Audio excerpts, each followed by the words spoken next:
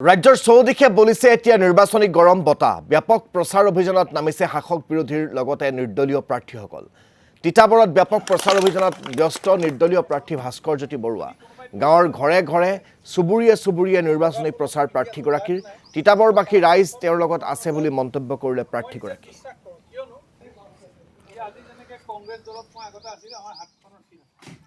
আহ্বানক্ৰমে মই এবাৰ প্ৰতিনিধিত্ব মই আগবঢ়াইছোঁ গতিকে তিতাবৰ সমষ্টিৰ পৰা